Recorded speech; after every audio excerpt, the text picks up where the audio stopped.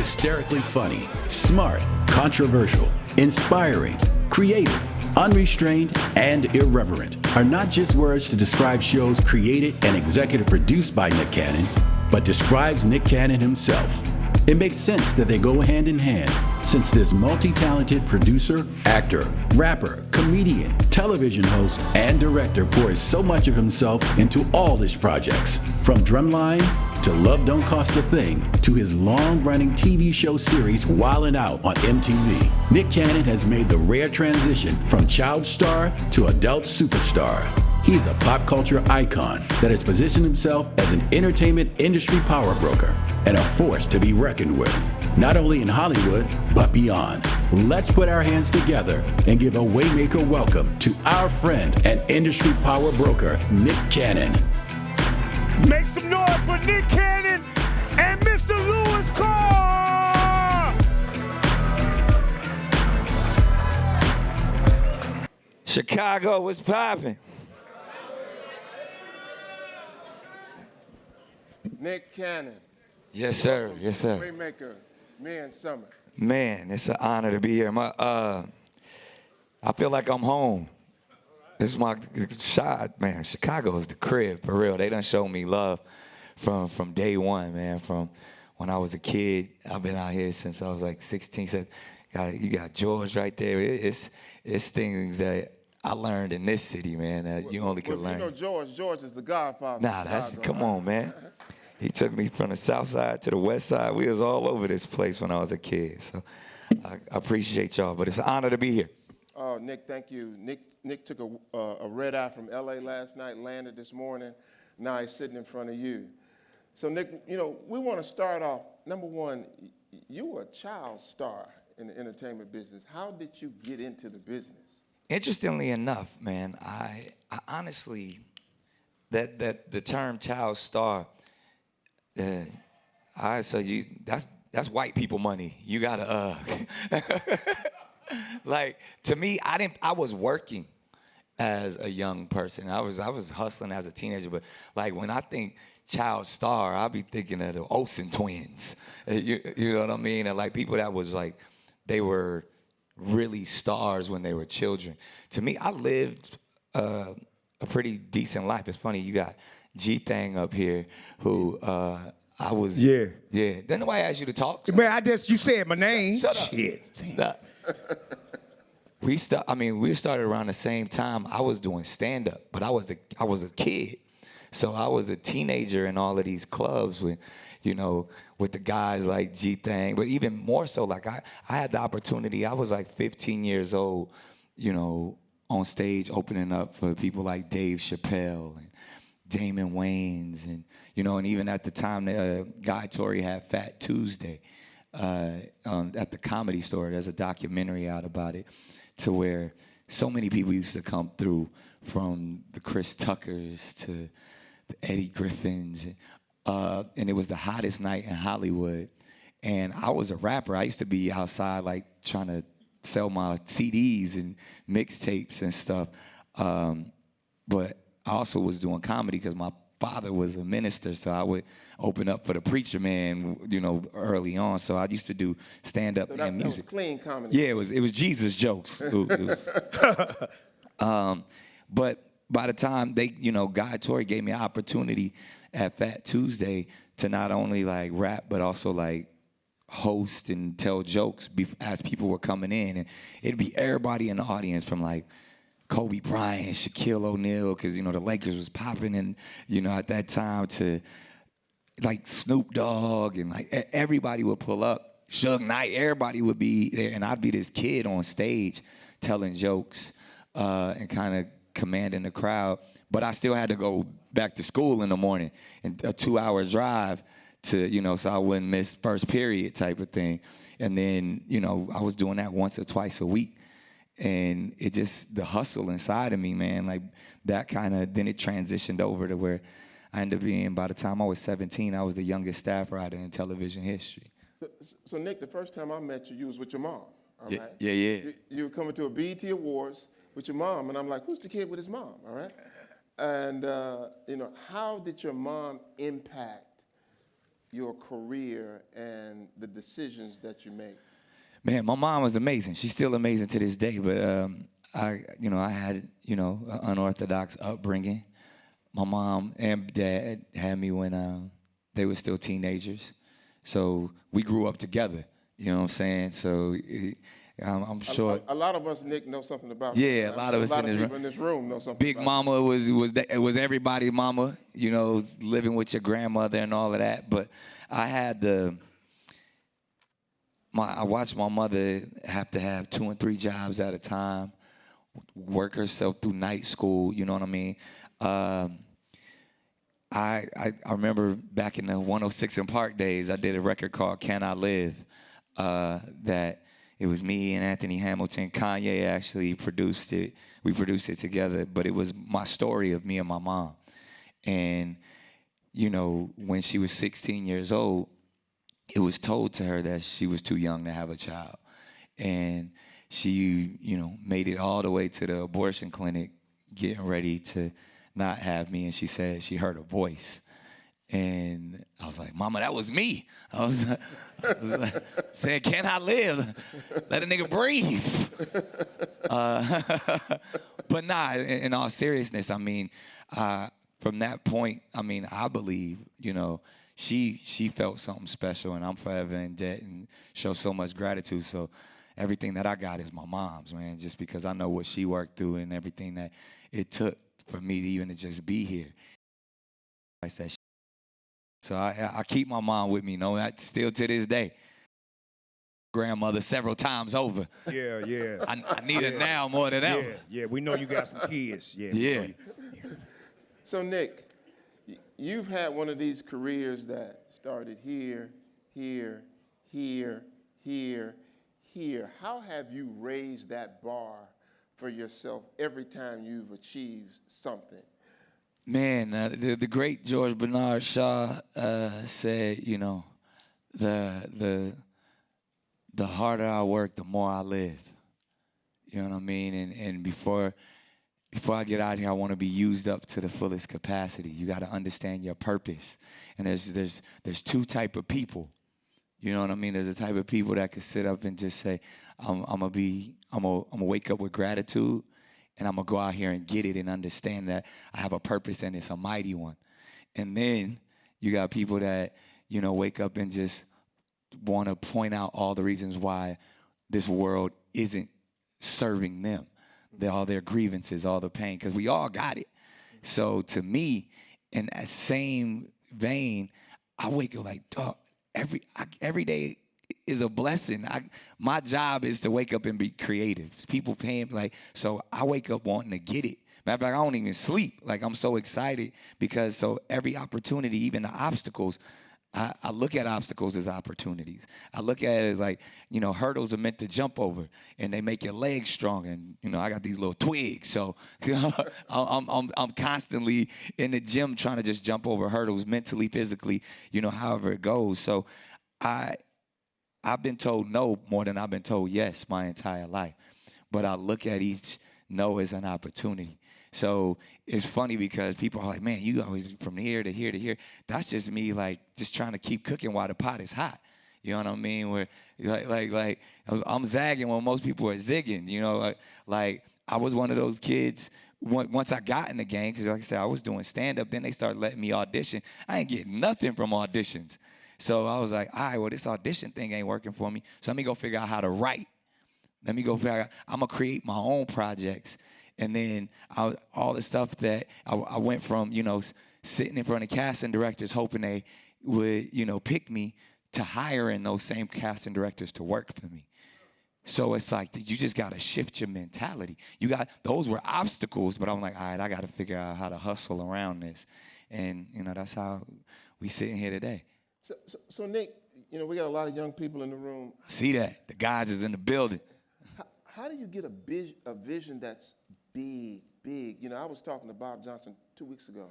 He was getting on me about something. Lewis, you big enough. You ain't thinking the big OG. Enough. He's like, Lewis, you got to think bigger. And I'm like, right. Bob, I think I'm doing okay. Yeah. No, you're not. Yeah. And we were going back and forth. Then Nicky crushed me. He said, you ain't doing good, Lewis, until your wife has her own private jet. Oh, Whoa, bars. That's a bar. Whoa. That'd be a lot of baby mama jets for me. I got a lot to do. How many jets is that? I got one of them already got one. She good. So how do you get such a big vision for yourself? Man, again, I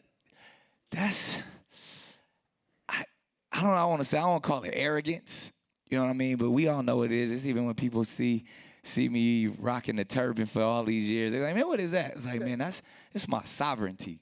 I wake up and know I'm a king. I know the God in me. You know what I'm saying? Like,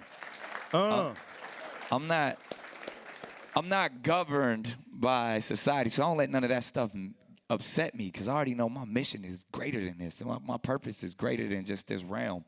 So when I walk in that, I ain't intimidated by nothing. Ain't nothing somebody doing that I can't do. Like, I just move different. I walk in a different frequency. So a lot of people see it as arrogance. You know, people been throwing this word, especially if you're in relationships, you know, they throwing this word narcissist around at us like crazy, right? I was like, damn right I'm a narcissist. I love me.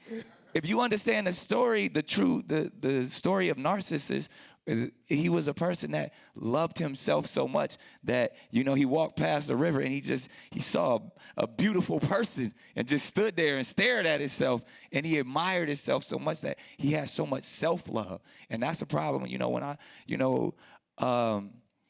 often come to Chicago, and I've been doing some work in, you know, the Cook County institution and facilities. I go in there with the guys, and I'm like, there's so many brilliant minds in there. And they love themselves so much. They love their block so much. I was like, man, if you just shift that love, because you got the love, it's there. It's just that, and that's what I'm saying, as we know as a people, we so passionate. We love hard. Like, gangsters love hard. Mm-hmm. But we got passion. Gangsters hate hard too. So if you stay on the frequency of love a little bit more and understand that's where it all exudes from. So it's like, we already know who we are as kings. We already know the God energy that we possess. It's just now it's controlling it, and it's shifting it in the right direction to say, there ain't nothing I can't do. There ain't nothing you can put in front of me that I can't put down.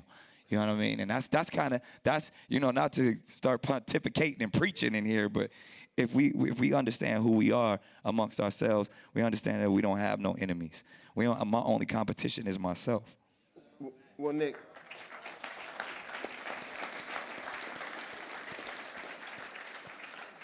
is one of the most real down-to-earth brothers I've ever met in the entertainment business. I saw Nick one night after a Viacom up front, and we were all leaving, and I saw Nick outside, and he had his phone. I said, you okay, Nick? He said, yeah, I'm just calling the Uber. I said, what? I said, Nick, you taking Ubers? He said, oh, yeah, I'm just calling the Uber. Well, I was probably texting my assistant to call the Uber. and I'm like, Nick, you ain't got a car? We didn't provide a car? He said, no, I'm good. I've seen Nick in gyms and hotels and everything. He's the same guy. You know, some entertainers, after they get to a certain level, they get bad vision. They don't know you anymore, all right? They don't recognize you anymore. This brother has been the same since I saw him the first time with his mama. Yeah. He's been the same brother, and we thank you for that. Appreciate it. That's love. 100. You know what it is, too? I've been through it. You know what I mean? I've been in this for a long time. Like, I'm still young, but, man, I was walking around with passing out CDs in the mid-'90s. You know what I mean? I was outside trying to get into Puff's party. I was, you know, trying to understand why this brother George Daniels has so much. I need to know that old player got something. I need to hang around him. But I was the kid outside trying to just shake hands and get to know people. So then now when I see those same type of, you know, vibrant and enthusiastic young men and women that I tap it. I'm one of y'all. They just let me in, you know. So I know that energy, and knowing that, man, you know, too much is given, much is required, and you got to treat everybody with the same respect and dignity. So, and I've seen exactly what you're talking about. I've seen the cats that were standing next to me. Then they get popping. They act like they don't know you no more. But them same people that you pass on the way up, you got to pass on the way down. Come on now, you better talk about it. Yeah, and that's just That's the way it is. And it's so much harder. And we're watching a lot of people on these podcasts and stuff now talk about their struggles and what they went through. And you get to see their character revealed. Because it's like, oh, well, you went through that because when you was popping, you was treating people like they wasn't shit. And now you trying to get back to where you got to. Because there ain't nothing like tasting a little bit of glory, tasting the honey. Now it's on the tip of your tongue. And now your appetite is even more feverish. Because you tasted it, but you made so many mistakes. You treated people poorly. You mistreated the game. So now the game ain't good to you no more. So it's like I always feel like that's how I was taught. Just like my OGs taught me, like be good to people. That's the secret to the sauce, that charisma, that flavor. The reason why, like you gotta be good to people. When you good to people and people wanna see you, they wanna look out for you, that's it. Nick, you got tremendous capacity. I think you got more jobs than I do. All right? And that's tough to do because you got a lot of jobs. And you've been able to do it and make it look easy. I mean, you got the Wildin' Out thing, you got broadcast TV, you do touring. How did you build that capacity to be able to do all the things that you do? Man, like I said, I just keeping a lot of irons in the fire. You know, they diagnosed me as a kid with ADHD. You know, it was just ADD back in the 80s. It was HD. They got the high def version now. But they gave, you know, I was a kid that was hyperactive. And I remember they was trying to say I was bad. They was trying to expel me, kick me out of school, put me on all of the medicines and stuff like that. And then my grandmother was like, nah, you just got to challenge him. She was like, that boy is special. She's like, he's acting up because he bored. He know everything y'all trying to teach him. Put him in front of the class, see what happened. And early on, they listened to my grandmother. They put me in bilingual classes. I learned like 2 languages when I was a kid. They put me in the GATE programs, where it was gifted and talented education. I went from like being a kid that they thought had dyslexia and all of that to testing 3rd highest in the nation on certain, you know, standardized testing, which I don't agree with in the first place. But it was still like, if we take our community and just shift the energy, there's no such thing as a bad kid. You know what I mean? It's adults leading badly. So I was a product of that, and I still got that same energy in me. So I would get out here, and I'd be frustrated at the auditions. I'd be mad, and my focus would be off because So I was like, all right, well, what I'm going to do, I'm going to put a lot of irons in the fire. I know I got the energy to do it. I'm going to stay up all night writing these scripts. I'm going to go to every comedy club I can think of and get on these stages. I'm going to go into everybody's studio and show them the beats that I got and, you know, do whatever I need to do. So then when I got the opportunity to where it's like, oh, now all of that was training the whole time. So now I can run Wildin' Out for over 22 seasons, 20 years in. Damn. I can be the #1 and highest paid television host on television today, to where from America's Got Talent to The Masked Singer. Man. Like, that's just the energy that I put forth, to where it's like, I know I've always been able to do multiple things. I've always been able to multitask. And being a kid that came up in the church, you know, we know how the PKs and all of us move. You could touch everything. So I know I can sit down on the drums and figure it out. I know I can sit on the organ and I know I can get up and, you know, be the head of the usher board or be in the choir. So it's like, we're already trained to be able to do multiple things. That's our culture. We all got multiple gifts. You know what I mean? It's the reason why your favorite rapper want to be your favorite basketball player, because we can do multiple things. It's just if you give us the opportunity and the infrastructure and the organization to be able to fulfill it all. Nick, the theme of this conference is being out of your comfort zone. Yeah. For growth. Yeah. Tell us about how you came out of your comfort zone. Oh, man, come on. I would say, if we go talk about growth, I would say, we don't just go through it, we grow through it. And man, I've gone through so much. And it's I'm always outside my comfort zone. I live in that space. I don't never want to get comfortable. That's another reason why people be like, man, why you got so many jobs? Why you do so much? I can't believe they allow me in. I'm going to get as much as I can. You know what I mean? Like, I wasn't supposed to be here. And I'm thinking the clock ticking, they going to figure a nigga out in a minute. Like, they going, but it's like, that's how I really feel, to where it's like, man, it's so much opportunity in front of me. So I come from that space of like, you can never get comfortable, because when you get comfortable, that's when the next one going to say they want your spot. And that's why I got to keep creating, because I'm like, all right, what's next? All right, yeah, we did that. And then now I'm in this space because I've done everything I could ever want to do.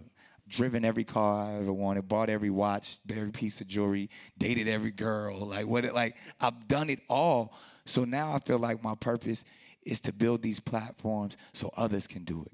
So I could teach the game, so I could show, so I could lead. And that's where now my drive is. That's where I'm up every day like, all right, how can I put on for the next generation? How I want to see more DC Young Flies. I want to see more Hitman Hollers. I want to see more all of the people that, the music artists that I've signed and put. I'm trying to build those platforms and truly do that, because you can't get comfortable with success. You can't get comfortable when you're like, man, even rightly so, like I could go sit on an island somewhere, but it's like God didn't give me all of these opportunities and all these blessings to just go be comfortable. So now I'm at a stage in my life like, yo, man, I'm blessed so I can be a blessing. And that idea of thinking outside the box, like that's why I call Lewis all the time and like, what's next? What we got going? Like I see all these white folks getting money. I need some of that. I need some of that Elon Musk money. We got the same amount of kids, but we ain't got the same amount of money. Hilarious. But it's like, so I'm thinking that way. Like, I'm thinking tech. I'm thinking, real estate and not just flipping houses. I'm like, yo, how can we invest in Africa? You know what I mean? Like, people don't understand it's the most mineral-rich land in the world. They done convinced us that they want to put up commercials like it's famine, but they've been stealing from our land for the longest. So how can we go back and figure that? Like, that's where my mindset is right now. Like, I'm like, I did everything I want to do in America. I'm trying to take over the world now. So Nick, we were talking in the back about decision making and growth. So America's Got Talent, when you got off America, they said, he's done. They called me out. He's done. And I called you and I said, hey, I want you to know I'm supporting you. Yeah, I'm appreciate your ride that. or die. And then you show up on The Masked Singer, killing, all right? Man. So how do you make decisions? Derrick Rose talked to us yesterday about, do you believe or do you know? That's powerful. And you got to know. And he said, do you believe in God or do you know God? Yeah, he was So up here preaching. He was. I was shocked myself. So tell us about making decisions and coming out of them when it looks like it's at its darkest, and then you end up in the light. Yeah, I would add an addendum to the know thing, because you got to know who you are. You know what I mean? Like, and that's you bring up a great story. First of all, they done canceled me more than bad checks, y'all. They done. I was getting canceled before it was cool to get canceled. Like. Just because I'm outspoken, I say what's on my heart, and to me, it comes from a genuine place. But sometimes, you got to know how to finesse in these corporate rooms. And we're both still in training. Yes, but that's our power. You know what I mean? It's because we are not cookie cutter by the mold. We outside of the box, and we move with our passion.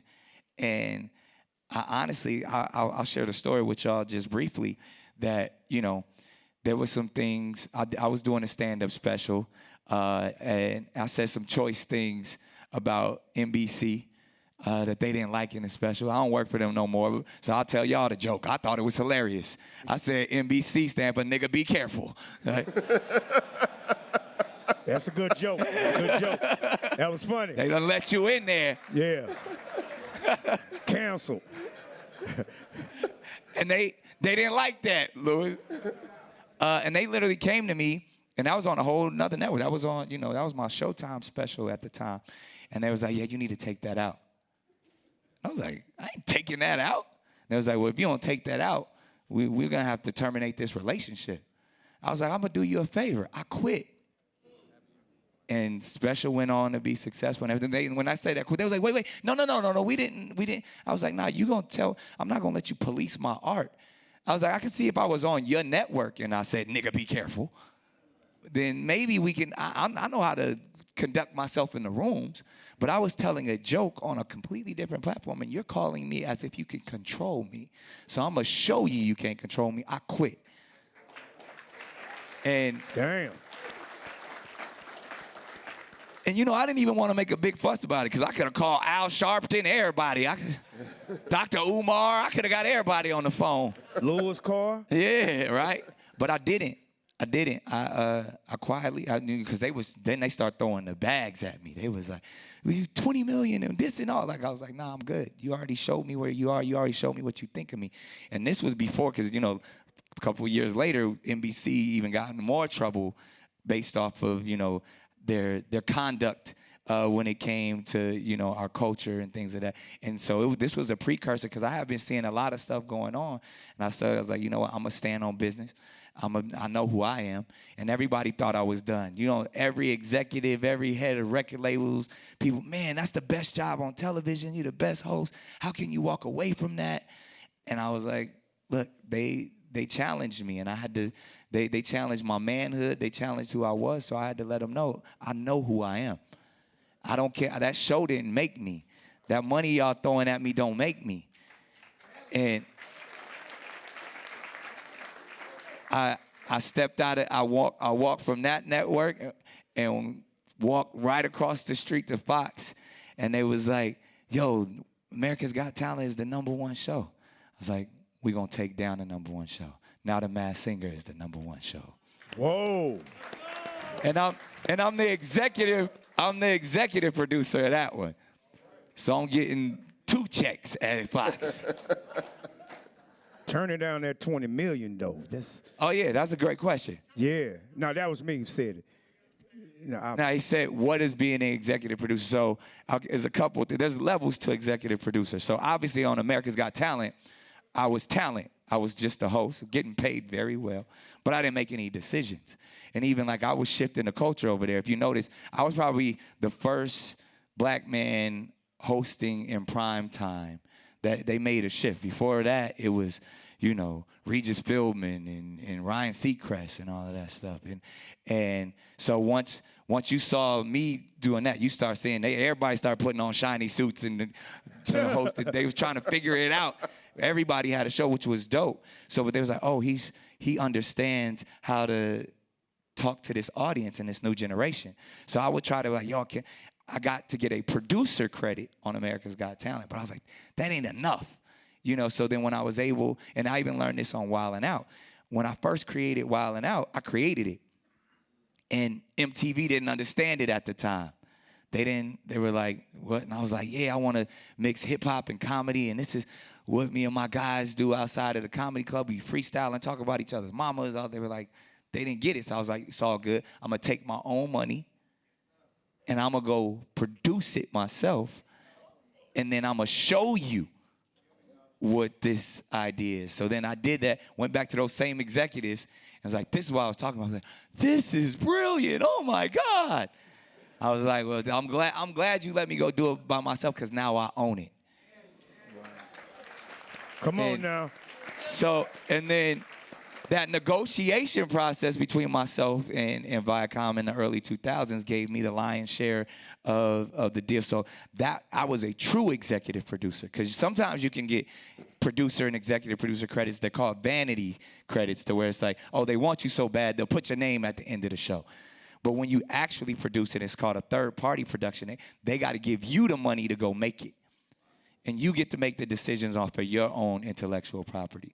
So I had the opportunity to do that. So then I've been the executive producer of Wild 'N Out since day one, and that gave me so much tutelage in how to move. So then when I left NBC, I had a talent deal there. I had a production deal at Fox, not just a talent deal, but also my production company at Fox. So, and they came and pitched me all of these type of shows that they wanted to do.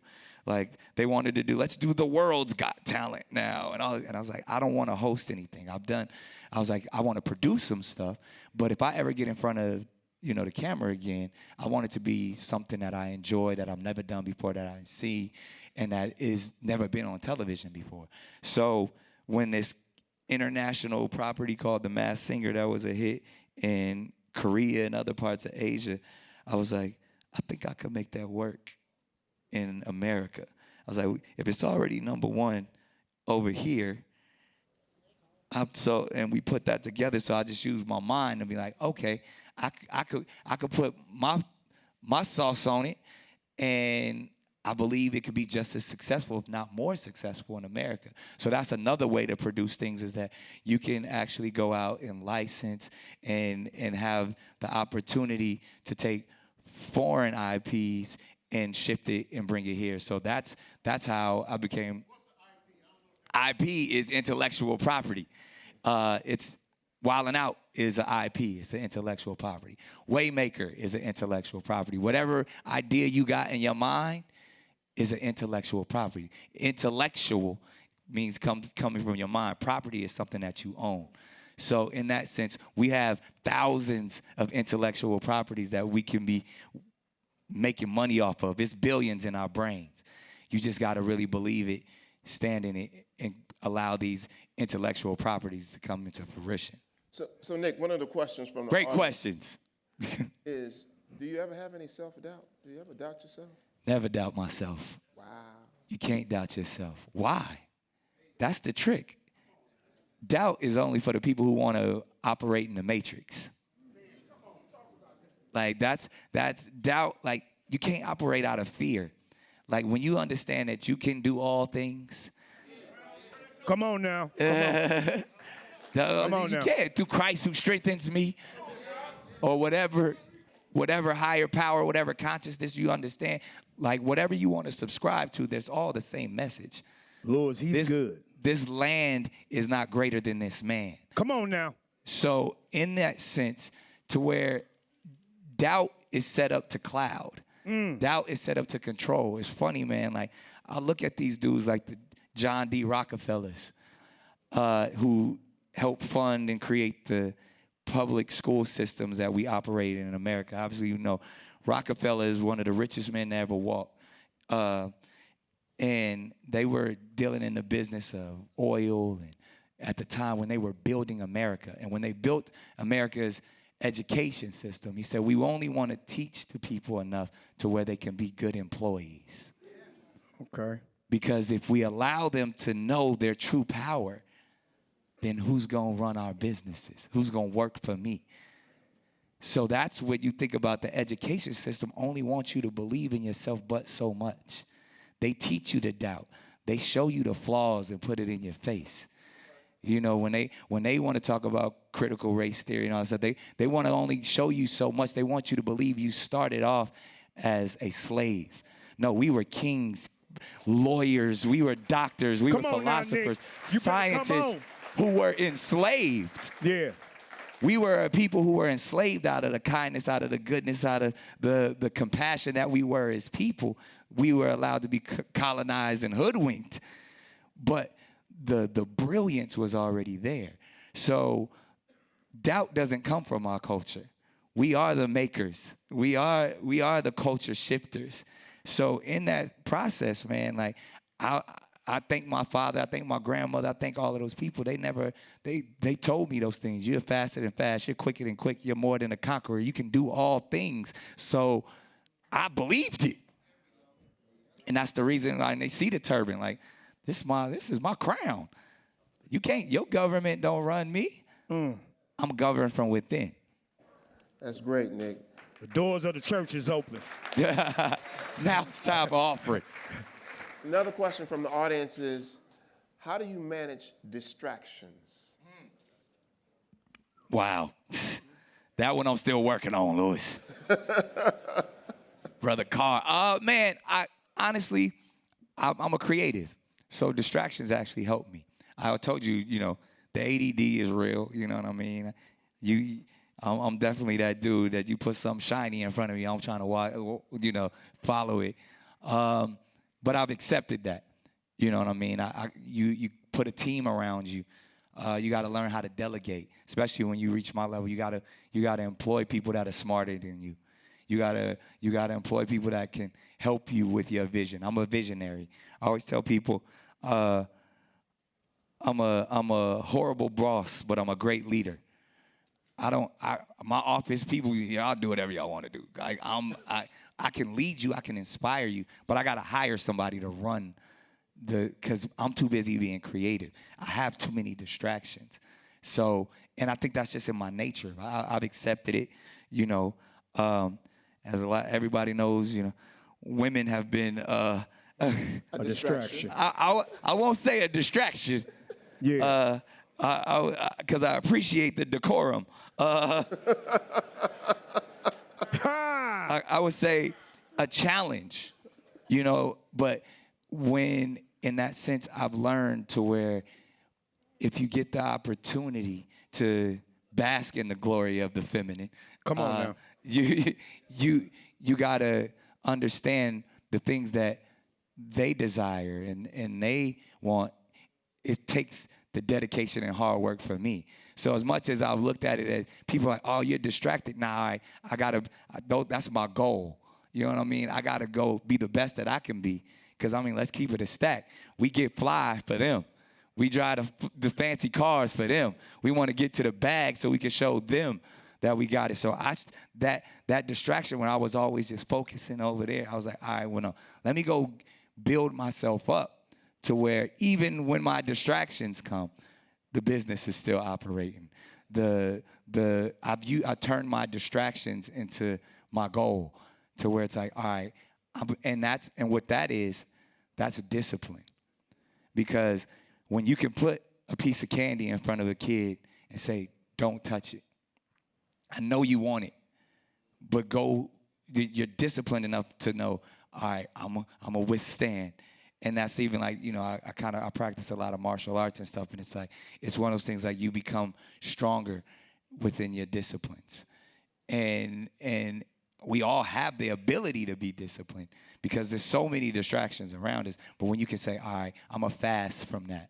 All right, I'm gonna take that moment and step away from that. I'm gonna get back to it, but at the same time, I gotta go work. I gotta go figure this out. I gotta dedicate my time. So like I said, I'm still struggling with the distractions. But right now, I put them on a pedestal and say, when the timing is right, I'm gonna go get that. Nick, look back about 20, 25 years. Would you do anything different? Nah, man. Because I'm still learning. I'm still growing. And it's been such an amazing journey.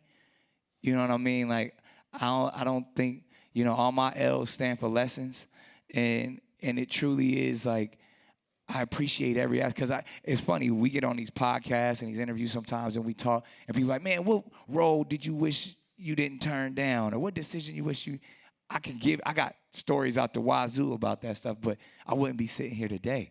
If I would have chose certain movies and stuff, I would have never created Wild 'N Out. You know what I mean? If I would have made certain decisions, I wouldn't have so I wouldn't change anything, man. I'm actually very blessed to be in the position that I'm in, and I got so much information, so much knowledge now of everything that I've gone through that now I can pass it all on. So speaking of roles. Come on now, y'all can clap for that. Speaking of roles, Nick, when people hear drumline, Yeah. they still say Nick Cannon. Yeah. What did drumline do for your career? Man, drumline was a blessing. It was kind of my opportunity to get introduced as a leading man. And the fact that it was rooted in our HBCU culture was phenomenal. Shouts out to all the black colleges, the black educators. Because I'm going to keep it a stack.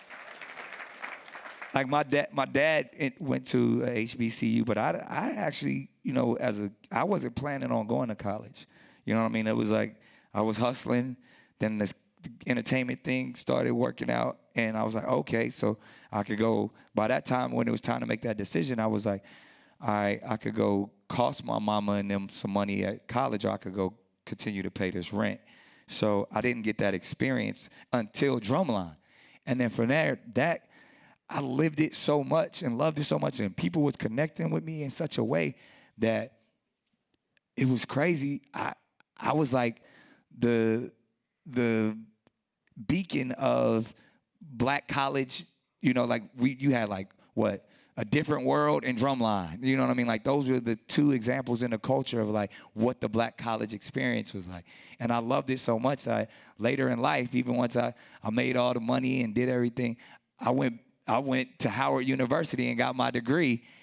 And yeah, so it's like, because I felt like I was living it, but I didn't really do it. So I put 4 years in and went and got a degree in criminology in DC. So it's like, it's just and probably learn more in those 4 years. Like I understand it ain't about just a piece of paper that you get. It's really like that. Like Malcolm X said, man, education is the passport to the future. And it's not just the education of what they teach. It's the beauty of a black college is like you get the education on self. And then you get the true, yeah, man, that's more power. Now. Come on. Not what's in the books, but what's inside you. Nick, we have this brand called Waymaker. Yeah. Because we believe every successful person on the planet has had one. Yes. I tell people I've had 19. Wow. Tell us about some of the Waymakers who helped Nick Cannon become who he is today. George Daniels. I joke, but a lot of these street guys, you know what I mean? Like cats that like keep it a stack. That's who I looked up to. You know what I mean? There wasn't no doctors and lawyers and people like that in my neighborhood growing up. I was watching dudes ride around in big Cadillacs and jewelry and trying to, they had the gift of gabs, and those were the people that I looked up to. And in my infancy of manhood, I just wanted to, all I wanted to do is have to fly his car in the projects, to be able to slick talk, to be able to maneuver, to have a fat wad in my pocket. And a lot of those, I would say street philosophers had a lot of game that I still utilize to this day. I would like to say I wouldn't say there's a lot of people who helped me in the industry that, the list goes on. And these gentlemen that went from being my mentors to my peers to, a lot of people have heard the stories of how, Will Smith signed me when I was 17. Jamie Foxx looked out for me. Like Steve Harvey, like all of these people were there because it was interesting because I was the kid that stuck out. So I was the only kid in the nightclub. I was the only kid. So they were like, let me go figure out what this kid is doing. And so they looked out for me. And I was always in the corner watching, trying to figure it out. And then those few times, because even it's funny that you say, for Drumline, there was everybody, every young black kid in Hollywood and hip hop was up for that and auditioning for it. But I had the opportunity and had the relationship. I was able to call Will Smith, who had starred in one of Fox Studios' biggest films in the recent time called Independence Day. So I used my mind. I was like, because other kids was on Disney and stuff like that. I was like, this is a Fox film. Will been making money for Fox for a minute. Let me call Will. I called Will. I was like, yo, can you call the CEO of Fox and tell them that they should hire me? He was like, man, I'm over here making a movie. I ain't got time to be. I was like, dog, just all I need is this one favor. And he called the head of Fox, and he was like, look, I don't know. He's like, but this kid, Nick Cannon, is real. And I got the job the next day. That's what's up. Did you date, son?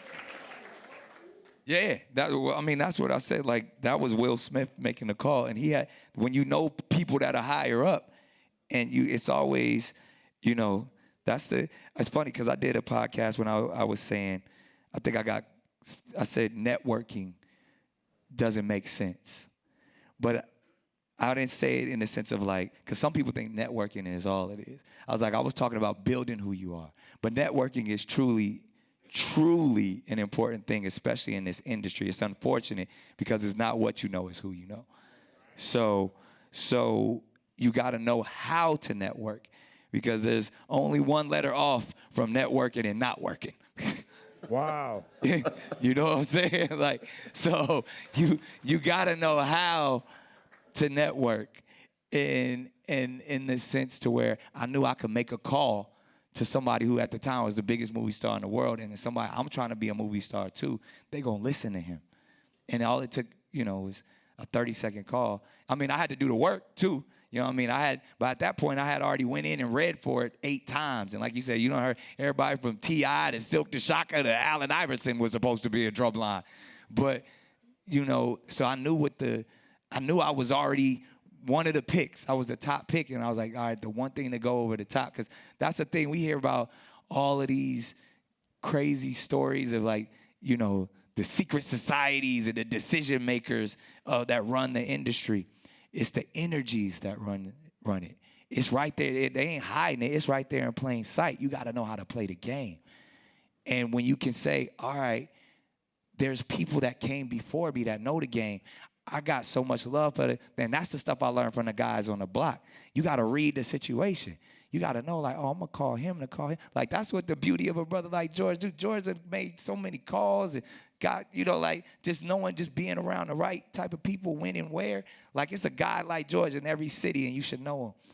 You know what I mean? And it's about community. It's about having those type of people. And so, guys at that level. And then also, I had the beauty and the opportunity to sit up with some OGs like rest in peace, Harry Belafonte. He gave me the game. Dick Gregory. I would walk around with Dick Gregory and just listen. Then call me all kind of motherfuckers every 5 seconds. Oh, wow. But I was listening. I was soaking it up. Because these are the guys that march with Dr. King. Harry Belafonte shared a story with me that him and Sidney Poitier, they were the highest paid actors in the 60s at the time. They had a bag of cash, $50,000, that they had to drive to the South to give to Martin Luther King directly in his hand.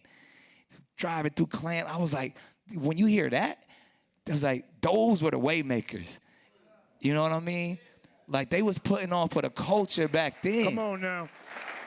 Boy, here preaching. So, and like I said, I done had, I listen to my OGs. And I just sit back and take it all in. Nick, this is the final question, even though they're giving me, like, cut it. You the boss. Hill Harper graced this stage, and when I was reading his resume, it said he had 3 degrees from Harvard. And I kept telling my team, that's not correct. Yeah, that's different. 2. So when he got up on stage, he said, I do have 3 degrees from Harvard, Lewis, and I have a job that you don't even need a high school education for. He said, but the 3 degrees give me options. As he's getting ready to make a run for the U.S. Congress right now. Let's go. Tell us about giving yourself options to do so many things. I mean, that's the beauty of it. My options keep me sane. My options keep me from going crazy. Because I was always taught, man, don't put all your eggs in one basket. And it's having the ability to say, all right, I'm not gonna just rely on one thing. And like I said, education for me was, once I started cracking these books open, that's where I saw the options. And because they want you to think you're only good for one thing. They want you to, be one of those people that's just gonna wake up, pay bills, and die. But when you feel like, nah, I got options. And I don't got options because you told me I got options. I got options because the options are inside of me. And from that's just how I live my life. And when you talk about brothers like Hill, you know what I mean? He's a walking example of that, to where if he wanted to, he could do this. If he wanted, it's like the best hoop players. You know what I mean? With those dudes who got the option to go left or to go right, they dangerous on that court. The guys that could just go one side, they're going to figure you out. But you got the dude who obviously he could go to the rack or he could pull up. You don't know what to do with somebody like that. And that's why I don't have a boss. So even every time they try to cancel me, it's like, oh, I got options. I'll go figure. I got a record label where I got to go. I got a consumer electronics company that's generated over $250 million. I got options. Damn. You know what I mean? Like I don't need anything that y'all dangle in front of me. So that to me is my testimony to my options. It allows me to be the man that I am and to speak freely and to walk in every room comfortably because I got options. You got a phone call to make right now. I do. I got a Zoom. Audience, Nick Cannon. I'm here all day. Make some noise. Nick